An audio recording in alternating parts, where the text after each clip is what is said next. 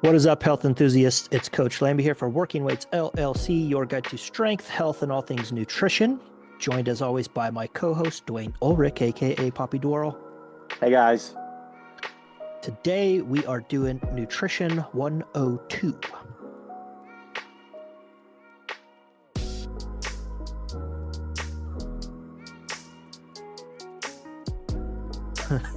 Yeah. All right, man. We're carrying on with the basics here, and we're gonna cover some how to figure out your calories and your macros and how to create a deficit or a surplus depending on your goals, doing all that stuff. So there is something that I just found this morning that I thought was quite interesting here. You see that? Yeah. Yeah, drinking Boiled tap water. water reduces human intake of nanoplastics and microplastics. So pretty cool. I like this guy a lot, this Roger Seholt. I forget his pronunciation of his name. Every time he says it, he comes on there and says it, but I forget how to pronounce that. Anyway, Seholt, not sure. He does a good job. This is MedCram on YouTube and 7-minute video here. Pretty interesting stuff though. So we've talked a couple of times about PFAS and microplastics and stuff like that. So I guess boiling water helps to reduce that. You guys are welcome to watch this video, but pretty cool. So it like talks about normally when you boil water, that would like increase the solubility of stuff in there, like salt or sugar, or something like that. But for certain things like calcium and magnesium and other heavy metals and stuff, it actually decreases solubility. And so by boiling it, you'll have all that stuff kind of settle to the bottom of the water. And then this is actually a study that he goes over here. And the authors talk about like, you can boil your water, and like the harder your water is, the better the results are. So softer water. So I guess there needs to be some of those minerals and ions and stuff in there in order for these microplastics to kind of like attach to them and settle to the bottom. But it's a pretty cool explanation. And that's kind of like why you find water heaters have a bunch of sediment and stuff at the bottom, because they're constantly like heating up the water, boiling it. And so all these ions and minerals and stuff that are in the water tank sink to the bottom. And so you have to you have to flush your water heater out. So pretty interesting. There's a lot of questions. That brings up a lot of questions for me. I mean, I'm not discounting it or anything, but it's like, okay, so how long do you boil your water? How long do you have to let the water sit before everything settles? Yeah, so All it kinds of was things like that. just getting it to a boil. So it was 100 degrees Celsius. That would be 212 degrees Fahrenheit. That's the boiling point. Just getting the water to that temperature. Yeah, yeah. And then they recommended, so if you were to do this to improve your drinking water, they recommended allowing it 5 to 10 minutes for that stuff to settle, or preferably for it to cool off. And then you could kind of like take what's off the top. Don't take all of the water, but take what's off the top and then dump the rest of it out. So I guess you could probably take like half or 3/4 of the water. And but that reduced the microplastics in the tap water that they tested by like 80%. Wow. Wow. That's Yeah. amazing. Have you ever seen the sediment in the bottom of a Yeah, it's water? nasty.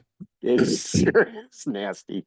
Yeah. It's like, ah, I've yeah, had some especially, yeah. where you go to flush it out, and you you put your hose on there, and nothing comes out, and so you got to take a screwdriver and poke it Yep. up in there and bust that Yep. stuff loose. Yeah. Yeah, yeah, I've been there, done that.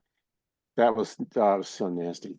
I don't Gnarly even want to think stuff. about it. I got that picture in my mind. Oh my gosh. And if you have hard water, it's like, oh my gosh, it's wow. There's a spider on my screen. Spider on your screen, huh? Got multiple I don't know colors too. why every time I try and Maybe I have to do it before I share the screen. Oh well, every time I try and make this full screen for me, it ends up doing whatever was in the background. Mm, All right. So we are carrying on with our nutrition basics here. And yep, then yep. off to the left-hand side here is what we're talking about today. The right-hand side is what we talked about last week. Right, right. So coming up to calories here. All right, going over all the things that represent our total daily energy expenditure. Our BMR and our RMR accounts for about 60% of your calories out. Your NEAT, non-exercise activity thermogenesis, is 15 to 30%. Exercise activity thermogenesis is around 10 to 20, and thermic effect of food is around 10%. Okay. And so we're going to talk about manipulating some of those things and also your food in order to achieve your goals. So we're going to talk about calories. We have maintenance. Let me zoom in. Maintenance, deficits, and surplus. And so a maintenance, by definition, means that you are neither gaining nor losing weight. And most of it's going to be body weight. Okay. So body composition is kind of a different thing because you can change composition. You could lose muscle and fat, or sorry, gain muscle and lose fat at the same time.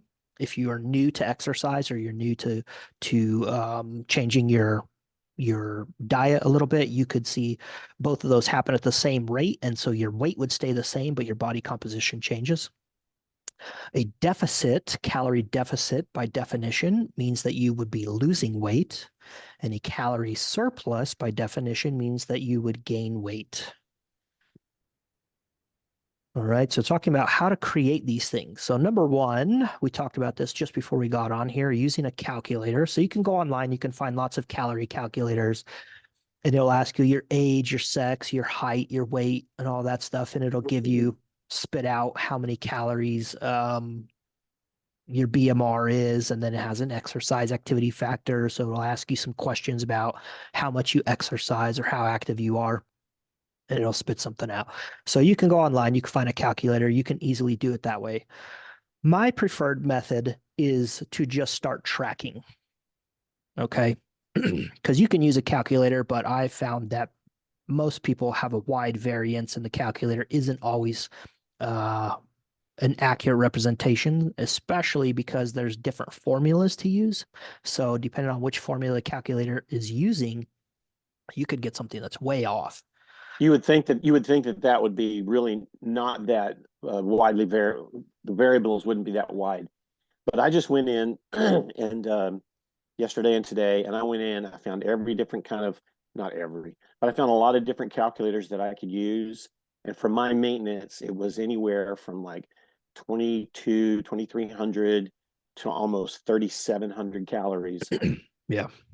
Oh, that's Yeah. so that's massive. Yeah. And depending on what you put for your activity level too, because a lot of people will like overestimate how much activity they actually get. And Yes. so it'll give you a higher number, than normally. So my preferred method is just to start tracking. I really think that you need to have at least 3 weeks of tracking information. And so a lot of times what I'll do with new clients who've never tracked anything before is, I won't even start changing anything for them right away. I ask them, hey, I need you to track for a week. Okay, start tracking your food, or at least start tracking one thing. Maybe we just track protein for a week and then we'll add something else, add something else. But you can start tracking, and you can use a food logging app like Chronometer or Chronometer's great. MacroFactor. Yeah. Yep. MyFitnessPal, anything like that. Just start tracking everything that you're eating. You can also track your daily steps. Now, most of our smartphones and our watches and all that stuff have pedometers on them. And daily steps is probably the best reflection of your NEAT, okay, your non-exercise activity thermogenesis. And then you can also track your workouts. So if you're currently working out, I know Apple, the your watch has a workout thing built in there, and you can tell it when you're working out and what type of workout you're doing, and you can start tracking things that way. Okay, and so You need at least 3 weeks, in my opinion, to get an accurate representation of where you are. Because what we're looking for are weekly averages, right? So you'd get the average over those 3 weeks, and that's kind of where uh, your starting numbers will be. Okay. Now, most people who are listening to this are looking to lose weight. Okay. So when it comes to losing weight, a safe amount of weight loss would be around 1 to 2% of your body weight per week. Okay. So if you weigh 200 pounds, then safely, you can lose between 2 to 4 pounds per week. So 2% is actually considered very aggressive weight loss. And the reason that we consider this to be safe would be if you start losing too much weight too quickly, then a good percentage of that is probably coming from your muscle mass, your lean tissue. And we don't want that to happen, right? We just want to get rid of the body That's fat. right. That's right. I didn't put it in here. Let's put it in here right now. So gaining. So if you're looking to gain weight, right? So say you're in a bulk, trying to put on some muscle mass. So a good percentage of that would be 1/4 to 1/2 of percentage of your body weight per week.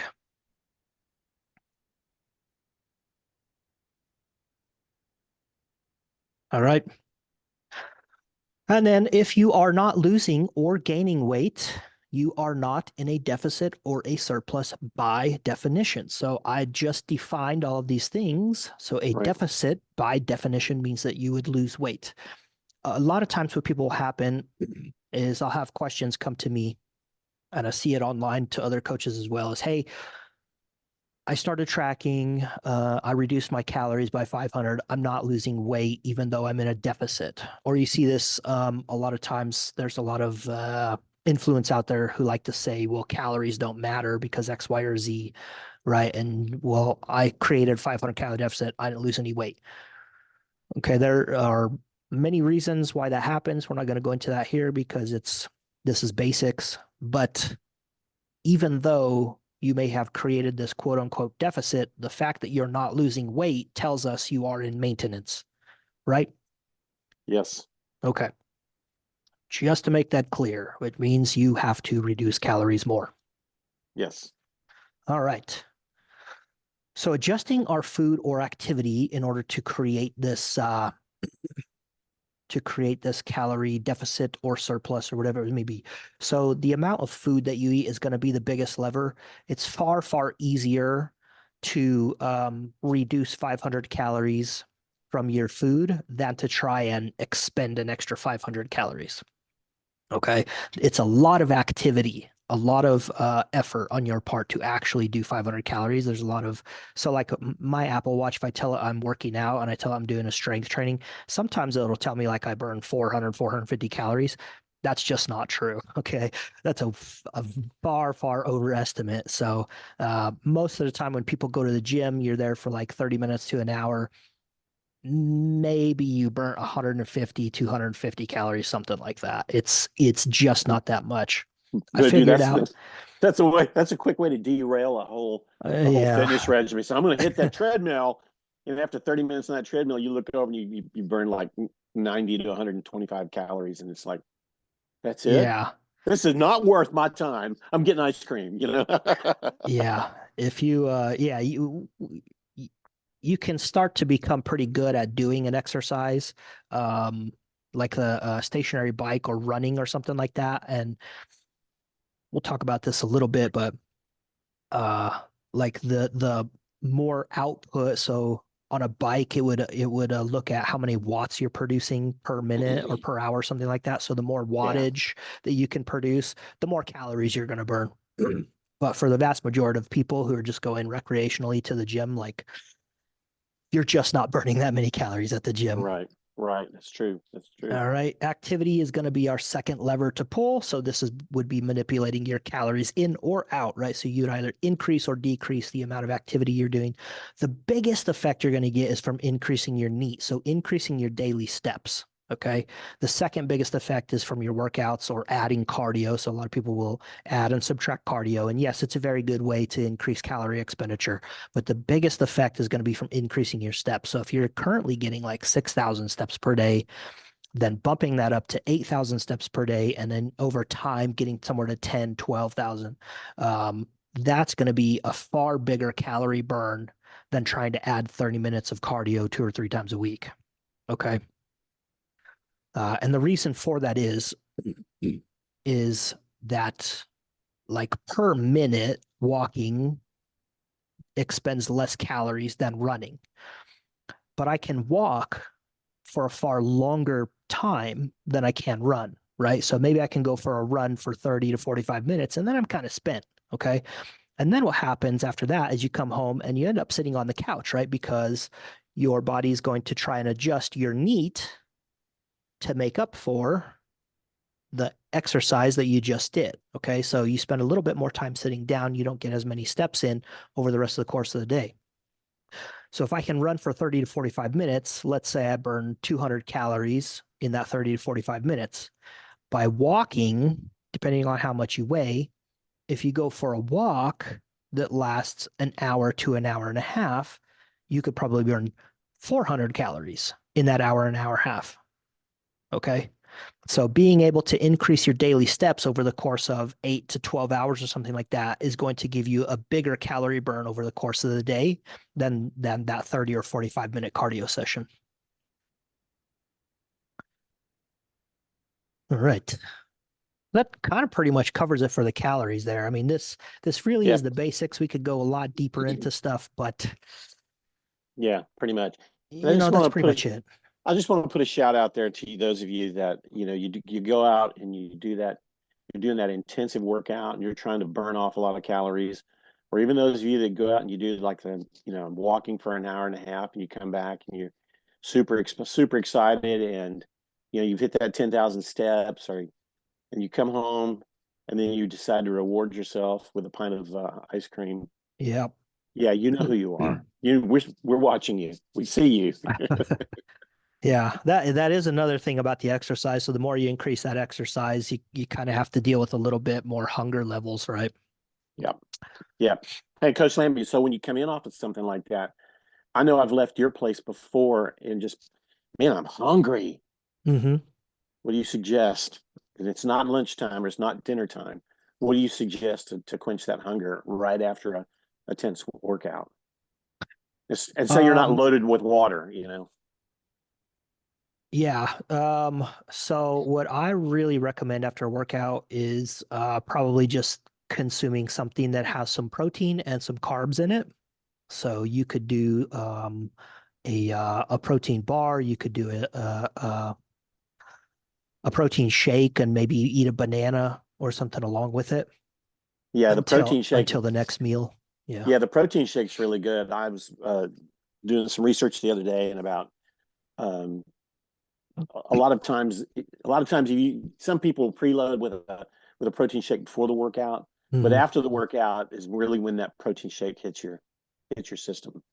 So Hmm. your fix your body. Yeah. Anyway, didn't mean to No, that's steer the good. That's truck okay. away from there. Yeah. After a workout, you kind of want to get some carbs in because no matter what type of workout you did, you've Yep. depleted your glycogen stores. And so you kind of want Yeah. to replenish those. And that will help stave off that hunger feeling Right. a little bit longer. And then taking in some protein will help with the muscle rebuilding and all that stuff. But that also helps with your feeling of satiety.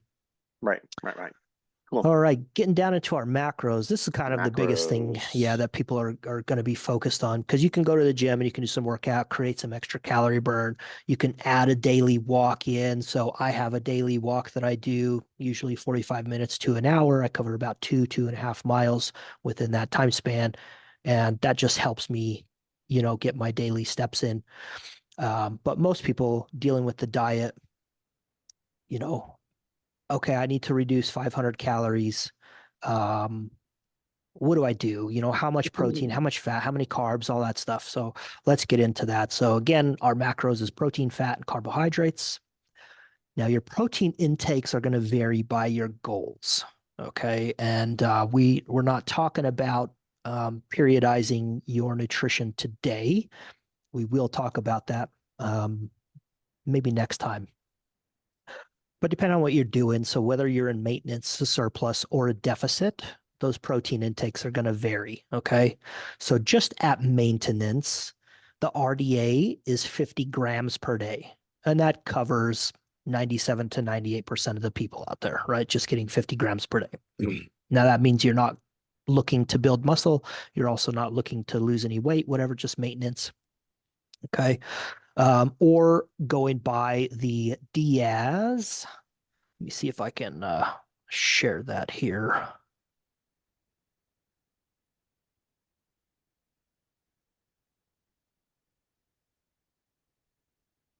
All right, so we talked about our DS and our PD-CAS.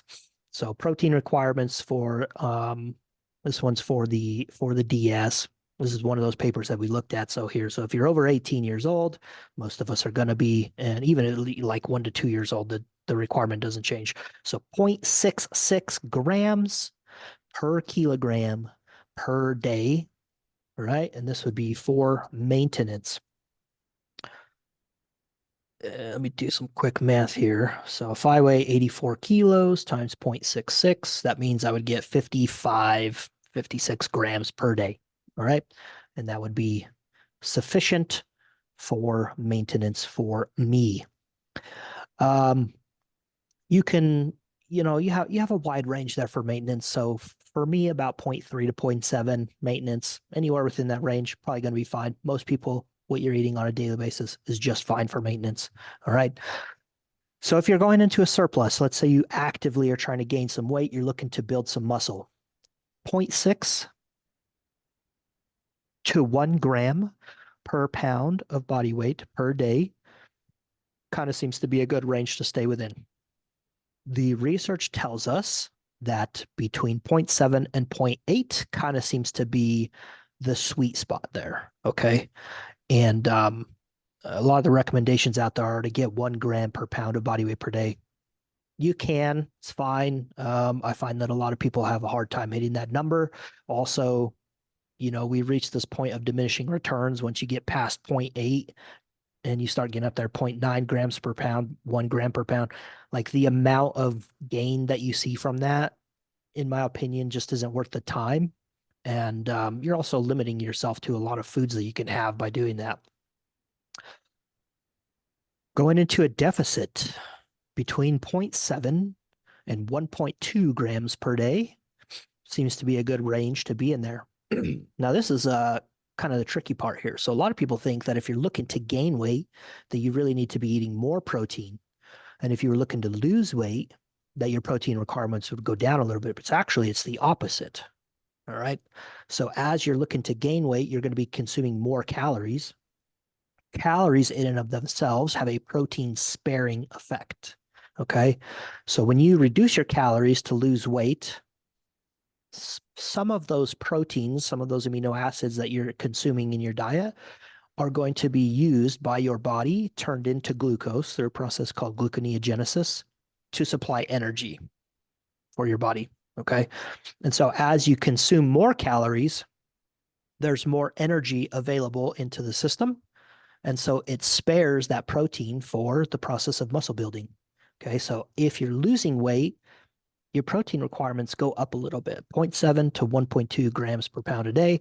And so the leaner that you get, the higher that protein intake needs to be. Okay. So most people, you're just starting out losing weight. You can't see your abs or anything like that. You don't need to be getting 1.2 grams. That's really for like you're under 10% body fat at that point. And then Coach Lamby's general recommendations. If you're getting over 0.6 grams, you're fine for all of these. Over 0.6, perfectly fine. All right. Going into our fat. Can you see this? No, not right now. Oh, biscuits.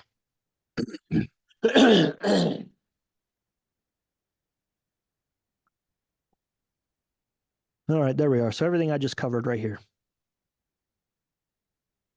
All right. Getting into fats. Now, fats, you have quite a wide range between fats and carbohydrates. So fats can be between 10 and 80% of calories. All right. Saturated fat, we generally want to keep under 10%. Yes, I know that there are different types of saturated fats and they have different effects, okay? But just generally, just keep your saturated fat below 10% of your calories. All right. And then the other form of fat that we should be concerned about with here are our omega-3 fats. And we have three different types of omega-3s. We have alpha linolenic acid, we have EPA, which is eicosapentaenoic acid, and Yay, wait, stop docosahexaenoic. just a minute. Okay. Bravo, bravo. I've been looking at that. I'm like, no way. Okay, do the D word and I'll be happy. Docosahexaenoic acid. Ah, that's it. There you go. Yeah. Impressive, coach. Impressive. That's Gracias, impressive. gracias. I've had to talk about those quite a bit. So EPA and DHA. All right, so ALA is going to come from most of your plant sources of fat. So avocado oil, nuts, seeds, stuff like that. All of your vegetable oils. That's where we get ALA from. Some more flax seeds, chia seeds, all that stuff. EPA and DHA we find in things like eggs, milks that are high in omega-3s, fatty fish. There's some amount in beef, chicken, stuff like that, um, and algae oil. So if you take in a supplement, my recommendations on the supplements, so fish oils haven't really been shown to be that beneficial in terms of supplementing omega-3s, but the algae oil, that's where the fish actually get it from. That does seem to show a little bit of improvement there, but you really should be trying to get it out of your dietary sources. There is a amount of ALA that is converted in your body to EPA and DHA. So if you are consuming a plant-based diet, just getting a really, really high amount of omega-3 in general will help cover these two. You can also supplement with algae oil. All right.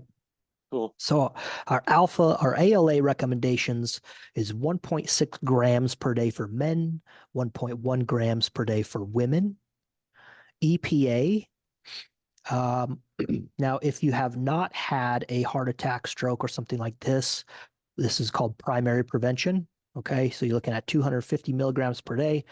If you have had some sort of a myocardial, a heart condition, or something that puts you at risk for cardiovascular disease, you want to be looking at 500 grams per day of each of these, EPA and DHA. Okay, so if you have not had a heart attack, stroke, or you are at higher risk for cardiovascular disease, about half a gram EPA, DHA together, 1 gram if you have had those things.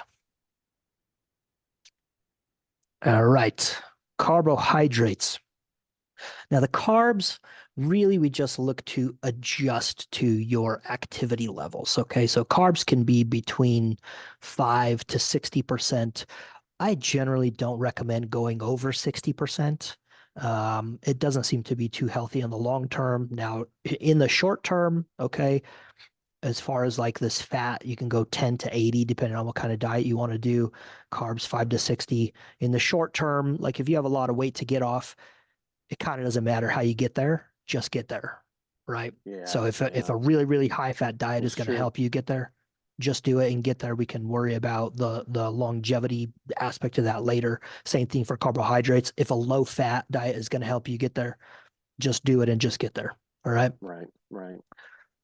So between this, we want to see about 30% of those calories coming from grains and starches. Okay. And remember, at least half of those make them whole grains. Okay. And then the starches would be things like your breads, your chips, your potatoes, stuff like that. 25% of those calories from fruits, 25% from veggies, and then 20% from nuts, seeds, and legumes. And most of that would probably be legumes, okay? Include some nuts and seeds in there per day. And these also fall under the fat content, but they do have some carbohydrate in there. All right. So I will generally, between the fats and the carbs, this is where people kind of tend to get thrown off a little bit. How much do I need? How much do I don't I need? Blah blah blah. I'll generally as I take someone on as a new client and we start tracking, I generally kind of tend to see where they are normally, and if their fats are generally higher, I'll just keep them there. That way they are able to enjoy more of the foods that or they're able to consume more of the foods that they enjoy, which means that the diet process becomes a little bit more sustainable. Okay.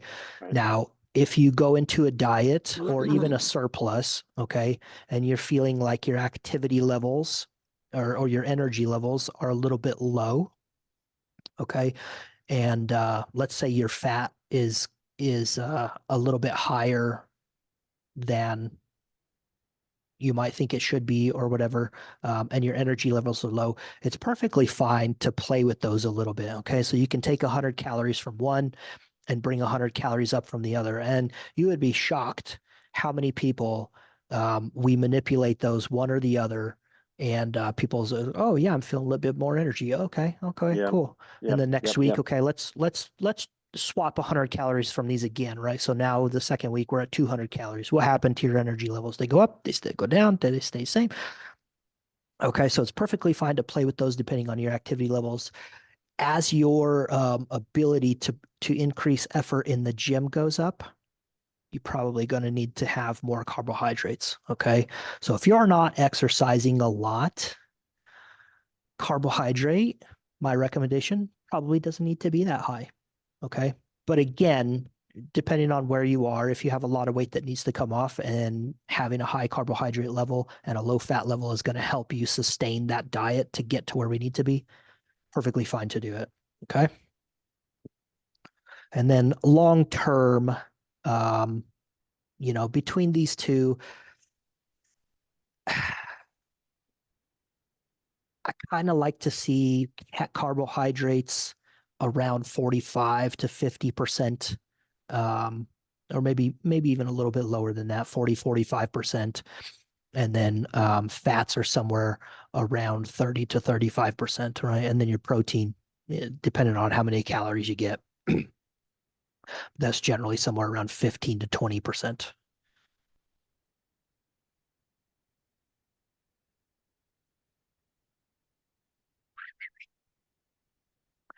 All right, man. So that is it. It's good stuff, man. That's good stuff. Creating that. Next week, we're going to talk about those micronutrients. We're going to talk about the RDAs and the RDIs and how they come to those things. And then we will talk about how to periodize your nutrition over time in order to help you achieve your goals. All right. Because fat loss is a phase, it is not a lifestyle. Oh, that's good. That's good right there. That's Need so the good. kazoo. Woo! Oh yeah, wait. I got it right here. Yeah, so that's good stuff, man. That is such good stuff. Just talking about the calories, the macros, super important. And I know that Yep. sounds so, what's the word I'm looking for when it's when you say something and it's not just it's just filler. That's what I just said Yeah. sounded like filler. But it comes, oh yeah, yes. But the breakdown there was so good, and especially with the tracking of the calories, that was always a huge thing with me. Hmm. And just FYI for those of us that are for those of you that are listening, um, which you'd be listening if you're on the podcast. A lot of what I'm saying right now is not making much sense. However, when I started working out with Coach Lamby, that's what we did was we tracked because I was Yeah. asking, well, how much should I eat? And I'm not really getting any, I don't sense any muscle mass getting there. And he's like, and his first question was just like, what do you eat? Hmm.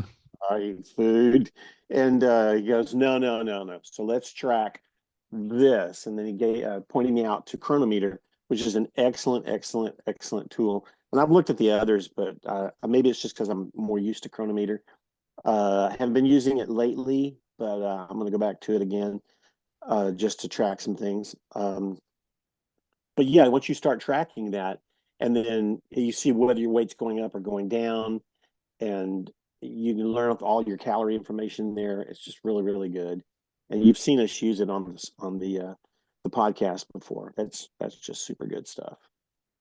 Yeah, My see, mind, brought up go another good ahead. thing I forgot to put in there. When you start tracking, and so that is my preferred method, is just start tracking. I know that you want to get on your diet right away, but I have to tell this to my clients all the time. I can't make a recommendation to you unless we know where you're at. Right. Right, So people who are out there giving you recommendations for you to change tomorrow, I find those recommendations to be it's just not appropriate for most people. You have to know where you are right, before you right, can start making adjustments to things. right. So some of the things to start tracking, including your food, your daily steps, your workouts, would be your body weight Yep. and also a waist measurement. All right, so those are a couple things to add there. So those will be in, and this will be a new PDF. So the old PDF will still be available on that podcast, and we're just going to continue to add to this mind map. And so each episode, this thing will progress until it's a big Right. I don't mean to. imperial destroyer. I don't mean to imperial. Sorry. I don't mean to drag this on any. But I think another thing is really important is because I know that there are. I kind of go through cycles on this where I really don't pay attention to how much fluid I take in. Hmm. So, a lot of folks will, they're drinking sodas, and you need to log that into your chronometer. Just take a look at what that's doing to your sugars Hmm. and your calories as well. Just because I drink a coffee is not the same as drinking water, Hmm. and just water's super important. And then also, I just want to reiterate what Coach Lamby said is that um, diet diet is not your lifestyle. You said it better than I did. What did you just say? It was the last thing you said. Fat loss Fat is a loss. phase, not a Fat lifestyle. loss is a phase, not a Yeah. lifestyle. Fat loss is just a phase, not a lifestyle. Hmm. That's so important because I know folks that, man, every couple of months, oh, I'm doing this now. Hmm. Oh, I'm doing this. I'm doing this. I've lost 10 pounds. Like, oh, I can eat some bad food and lose 10 pounds. That's Yeah. not, it's not a lifestyle. Yeah. We'll as we I'm kind of kind of fired up like about that. I don't think y'all can tell, but yeah, as we kind of like, I think this is probably a good series to just to continue on here. And so yes, yeah, we will talk about all those things that kind of affect how your fat loss can stall, and how hormones can manipulate things and all these other things. So we'll definitely do a podcast on that. But yeah, it's people go way too long on a diet, and just constantly dieting just becomes a lifestyle for people, and that's not the goal here, right? yeah, it's a miserable lifestyle. Yep. All right, man. Let's not filler fluff this any longer. So that's Okay, it. Hope some minds were blown. Hope somebody gets something from this, and we will see you guys next week. Coach Lamby and Dwayne out. see you guys.